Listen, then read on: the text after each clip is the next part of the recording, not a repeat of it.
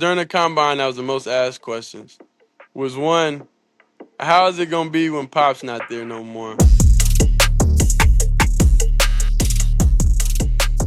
Welcome to another episode of 2Legendary. I'm Shedeur Sanders. Today we're gonna recap my experience at the combine, the 30 visits, and talk about what I'm doing to keep myself prepared for the draft and pro day for sure. All right, so let's get into it. All right, it's time for Air It Out. So I'm gonna give y'all an overview of the combine. We got there, of course, we all staying in the hotel. It was cool. You see a lot of players, that you've seen online and watched their games, so it was a good experience. It was definitely sad, that my other Colorado teammates wasn't there. So I was kind of like, representing for the fam. And I feel like LeJohntay and Jimmy did what they had to do. I feel like, of course, they feel like their times and everything was better. But, it was a good problem to have. They still ran 4.4, so it was pretty good. I feel like it'll be hard for outside people, that just follow me on social media and everything to be able to know how locked in, with this game and everything I do. Because at the end of the day, it's not like I post everything I'm doing all times a day. Like I'm getting some treatment right now as we speak, but I'm not out here posting it. We got a throwing session later on, but like I always make sure I just handle my business first. Then I get in like, any festivities I want to get into outside of that. In my free time, all I do is watch old games, or just listen to different type of music. So that if you're around, then you understand like how committed to football and how much football is my life because that's what you see 24/7. While I was at the combine, it was very important for me to still get my work in. When I'm anywhere in the country, it's important that I travel with everything that's necessary for me to be successful. So just because the location stops, that don't mean the work stops, regardless of where I go. So that's why my schedule stays consistent no matter where I am, no matter what I'm doing. If I'm going to this game, if I'm pulling up here, just know, that work has been put in already. Because I never want to be in a situation to where I'm ever behind or, I'm not working as hard as I could be, because there's other things in life, that you make commitments to and that you got to do.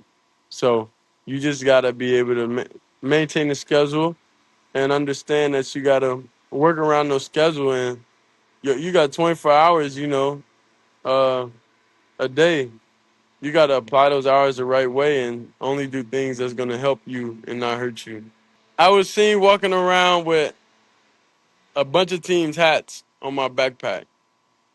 The reason why the hats were on the backpack because that was the hat, I got from having those formal meetings with those teams. So that's really all that was. It wasn't nothing deeper than that at all. That's just a souvenir I got, from meeting with those teams. So that was simply it. A lot of times I don't troll, like things just happen the way it happens. Like this morning, right? I put on some clothes, I'm about to go work out, after all this. I just left Tennessee, but I got on like a gray shirt and some like baby blue shorts and some gray socks. The thing was, it wasn't even meant for that stuff to happen. Like, it was just like, I just didn't feel like working out in no black shorts today because, like, we're out of town and it's good vibes, good energy. I just want a different color than wearing black shorts. So that's just how it always works for real. That's just how it always works for real. I never intentionally try to do things. It's just like I'm like, oh, I don't want to stick these hats in my bag.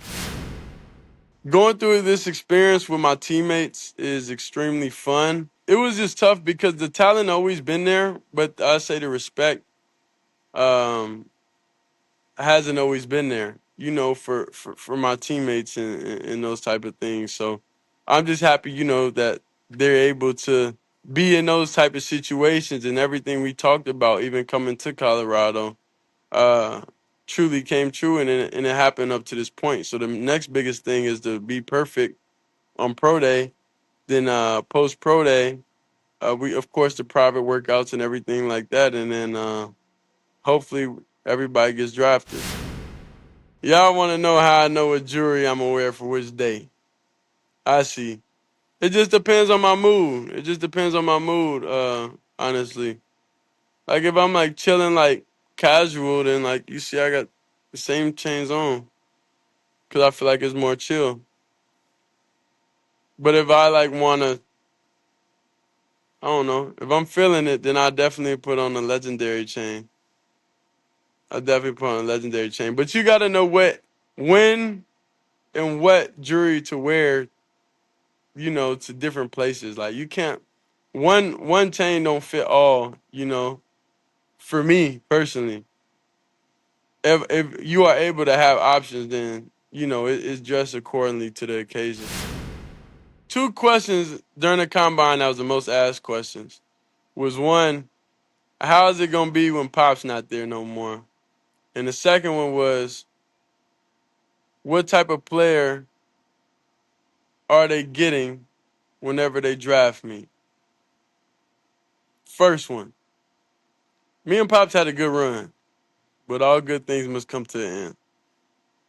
And the thing is, it's different if you didn't know it was gonna come to an end at one day and it just happened. That's more like traumatic or something. But you already, mentally was ready for that day. Whenever that day was gonna approach, like it's not that big, of a surprise or big of a deal, because mentally I already know that, you know. So that's first. So it's really no difference because I feel like I got the life tools and I've been in enough offenses and been in enough situations to know, how to operate and how to run a franchise and how to play my part, in a franchise and be the face of it. Secondly, what's the team gonna get if they draft me? Well, one, the experience is there. Like, let's just get that out. The experience is there. I changed for what these teams are trying to do. Take a team that's not so good and change it and have instant success. That's all I've been doing for the past years of my life since I've been playing. We always wasn't in the best situation team wise, but we always made it work and got the most out of it. So that's the thing. Like I done it repeatedly, over and over, and it's just like whatever franchise draft me, they're gonna be extremely happy they made that decision because of the experience, and I know what it's gonna take for us to be able to have immediate wins. So that's what I'm able to guarantee. Any team that's in the process, I'm picking a quarterback to get. It's just like I just feel like it's a no-brainer because I know what I'm doing with the situation at task. During the combine, I don't think it's anything that I wish I could have told the teams.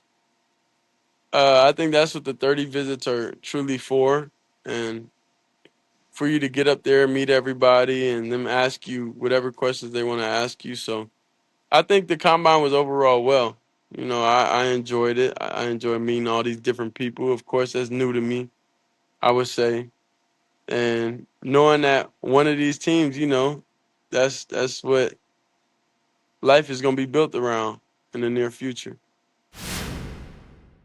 This is the first step of the draft process, and I would say early on is definitely a lot because I'm not someone that's, I would say, used to being uncertain on what's the plan and where I'm going. And this is the first time, I'm not really able to have control, or somebody else really has control of the situation. So it's like, it's weird because I'm ready to get to work. I'm ready to build a franchise and get us to a place that we need to go in the near future.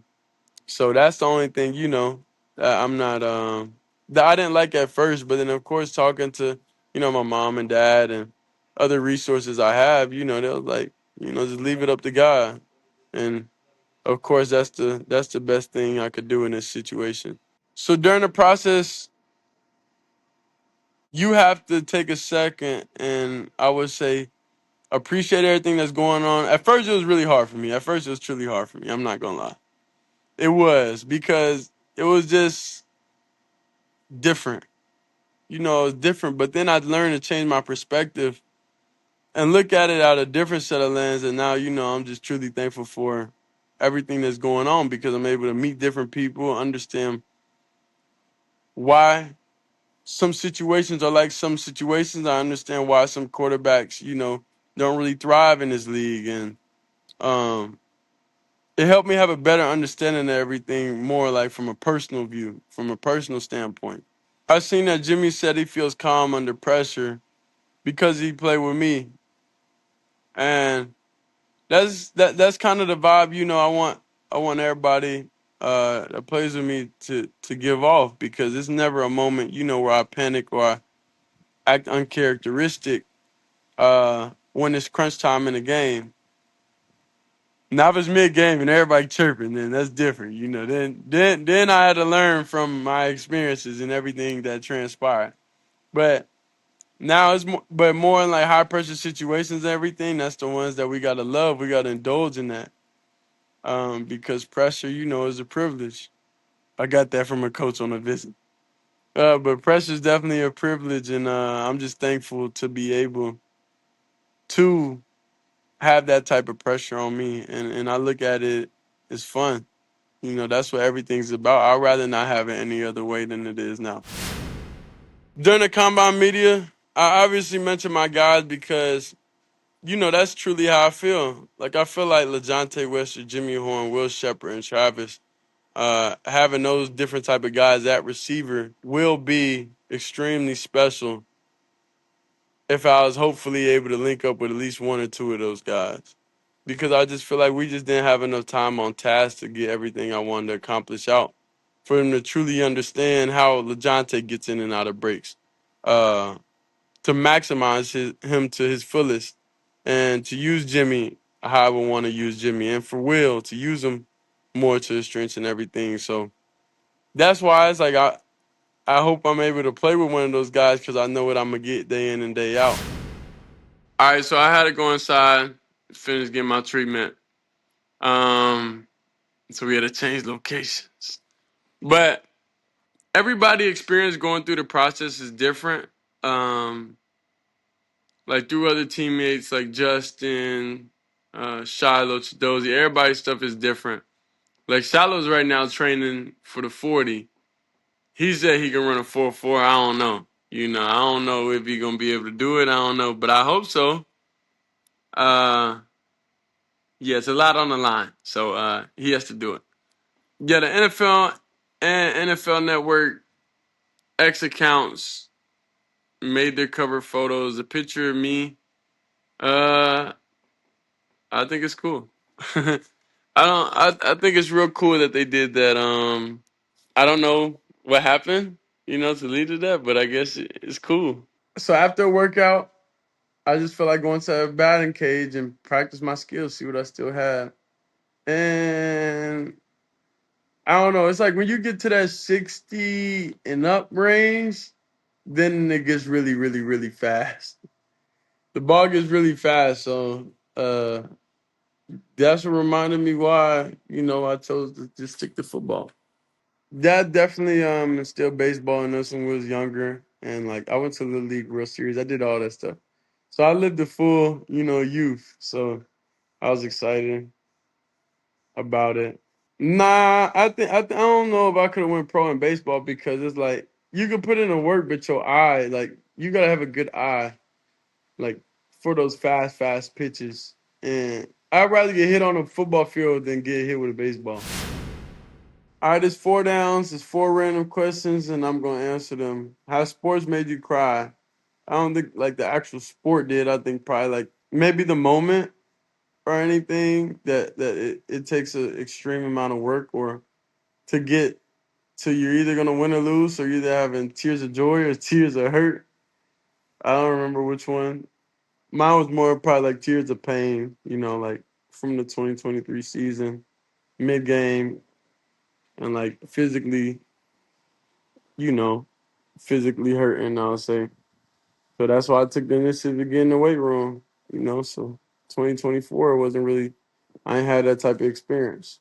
when you were a kid, did you ever get starstruck? No, I never got starstruck by anybody, like, because it wasn't nothing crazy. I'll say. Now maybe Wayne probably, but not starstruck, but just excited to meet him because that's whenever back then it was truck fit, it was all that stuff. So then like it was just cool.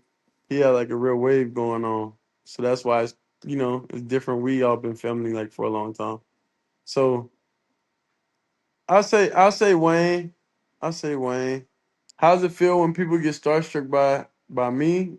I think it's cool. Like I think it's like, dang, I had that type of effect on people, and I'm thankful and I'm appreciative for it. When people do or they act nervous to take a picture, I just say like, just come on, just take a picture. You ain't gotta be nervous because like I make everyday decisions and everybody else, that's successful just make everyday decisions. It's just about consistency, it's about opportunity, and it's about discipline. So those who have those in life, then that's how you become successful. What is something you bought that you regret purchasing? Uh, Nothing. I don't regret anything I bought because I felt like it was good ideas at the time. So nothing for real. Three things I need when I travel. So I definitely have to have my passport. That's number one. Number two, I gotta have my earplugs. I have to. I have to have my earplugs. Shout out Beats. Then the third thing, I gotta have my album. I gotta have my album, on repeat in the airport playing like, at all times. I got to. All right, it's fan time. You submitted questions. I'm gonna answer them. At King Chi say, what's your current playlist right now? It's a song made called Just Because. Another song named Guardian. Another song called How It's Going. Another song called One Way. I don't know. It's a lot of songs that I got. Now, underscore King underscore James 25 said, how far can you throw a ball? I don't know. Just far enough to get completion. I am underscore 828 Juice the Kid said, do you remember first time Deion Jr. started filming you? Nah, I don't remember for real. He always just had an iPhone and started filming, so I don't really remember like that. Underscore Kitty Neutron said, what's your biggest fear? My biggest fear is, letting those people down that made those risky decisions for me. So that's my motto going to the league. Whatever franchise makes that decision to draft me or to take me, and it's definitely not letting them down. Not X underscore Yang said, would you ever go horseback riding? Nah, because I can't control what a horse want to do. If he want to tweak out, I can't control him. OG underscore headband said, who is one retired NFL receiver you have won the team with? I would say Prime AB probably. Prime AB. At BM Michelle said, what's your skincare routine? Showers. That's it. Showers, that's it. All right, it's 2 time. Each week we talk about what motivating us this week. This week ahead, I plan on throwing with the receivers, Jimmy, LaJonte, Will, where they're training at, making sure we're getting timing down and everything, getting us prepared for April 4th, which is Pro Day. It's going to be legendary. What's motivating me this week to be great is I know the expectation. I know everything is going to happen real fast. So I'm just excited, ready for the opportunity. Thanks for watching another episode of 2Legendary, dropping every week on YouTube. Don't forget to like, subscribe, and follow. You can find us on TikTok and Instagram at 2Legendary. 2Legendary is powered by Overtime. See you next time and stay 2Legendary.